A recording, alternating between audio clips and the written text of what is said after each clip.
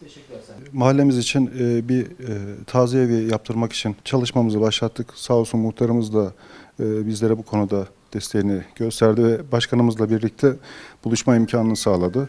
Yakınca Mahallesi'nde Faruk Tut Tokmağı isimli vatandaşımız taziye evi için bize başvurdu. Belediyemiz bu konuda bize destek verdi ve yer gösterdi. Kendisine mahallemize böyle bir hizmetin kazandırılması açısından Faruk Bey'e çok teşekkür ederim. Sayın Belediye Başkanıma da teşekkür ederim. Desteklerinden dolayı mahallemize hayırlı olsun dilerim. 31 Mart öncesi Malatya'da milletimizi, halkımızı taziye evleriyle buluşturacağımızı söylemiştik.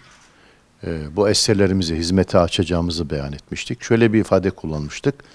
Yazın sıcakta, kışında soğukta kurtaracağız. Milletimizi, vatandaşımızı çadırlarda taziye verme sürecine son vereceğiz diye beyanda bulunmuştuk.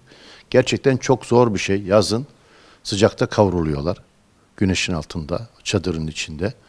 Kışında soğukta gerçekten sıkıntı yaşıyorlar. Biz bu döneme son verelim dedik. Dolayısıyla Yeşilyurt Belediyesi olarak geldiğimiz ilk günden itibaren bunun çalışmalarını yürüttük.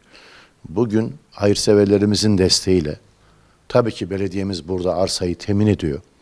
Çevre düzenlemesi yapıyor. Otopark problemini gideriyor. Ama yekünü, maddi yekünün büyük bir kısmını hayırseverimiz karşılıyor.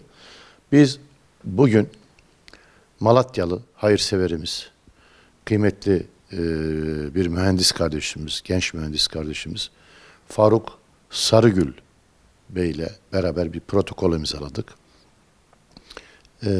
Faruk Bey'in amcası da bu hayırseverlik işinde öncü birisi. Kendisi Faruk Tut Tokmağı isminde bir hayırseverimiz.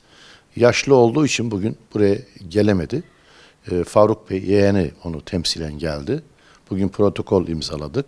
İnşallah biz hayırseverimiz Faruk Bey ile beraber amcası Faruk Tut Tokmağı beyefendi evinde ziyaret edeceğiz. Hürmetlerimizi, saygılarımızı kendisine sunacağız.